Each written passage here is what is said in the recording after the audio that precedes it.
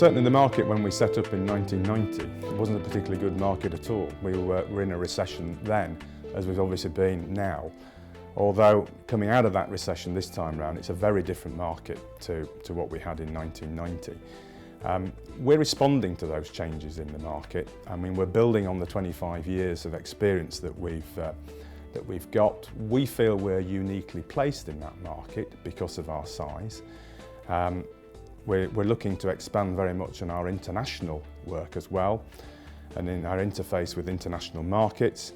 But I think overall what we're seeing now is that the market lines are blurring very much. There isn't a big differentiation now between in-town retailing and out-of-town retailing. The two have merged quite a lot. On the investment side and the leasing side, those are also merging. You can't do the investment business without having the leasing side. You can't do the leasing side without having one eye on what's going on in terms of the investment market.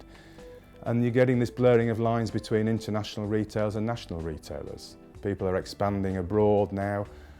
We've got new retailers coming into the UK all the time, and it's a big area of growth for us, has been the last few years, and it's somewhere where we want to expand on that again.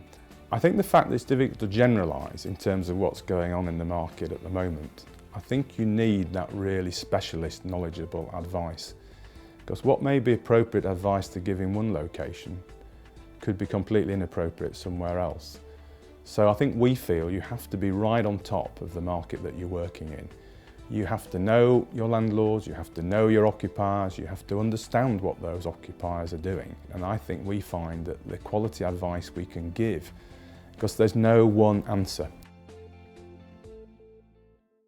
I think the main challenges for the retail sector at the moment are delivering an experience to the shopper where they now have the alternative of going online.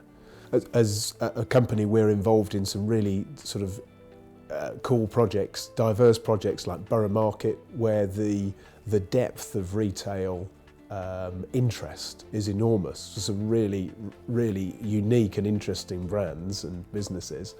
And Deptford, which is a London suburb, which is very much up and coming at the moment.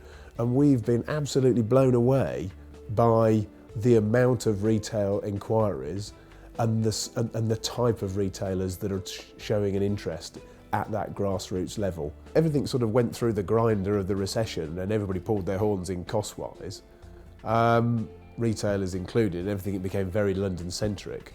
And actually now that a bit of prosperity is coming through, BCSC have said, no, you know what, we're going to go back up to Manchester. It's going to cost people more, but it will work. Well, there was resistance to that a couple of years ago. The government have announced an intention to review Sunday trading legislation. The retail industry has generally been receptive to that. I think as the debate evolves, it will revolve around whether or not as a society we actually want to operate in a true 24/7 environment.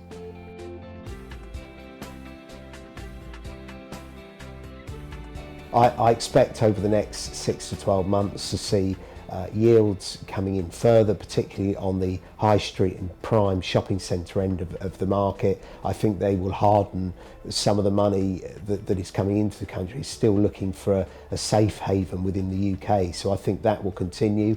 I think on the secondary section of the market, we will see yields to drift out in the weaker tertiary towns and cities. But for the really good secondary stock, those yields will continue to come in further as well. I think we'll also start to see a lot of the stock that was bought by the banks and some of the private equity holders to be further released over the next 6 to 12 months. I think investors are increasingly aware that they can't now rely on further yield shift, that actually you have to buy into the fundamentals of rental growth and performance. I was recently involved with the sale of the Hannington's estate in Brighton. I headed up the team here on that sale. We sold that for RBS. Again, it's a very interesting microcosm of looking at the market, because you were buying something in a very, very good town with strong demographics, strong demand, but there was a lot of void, a lot of vacancy, and there was a lot of risk to take by investors. There was a huge amount of interest. So there's lots of good signs in the market.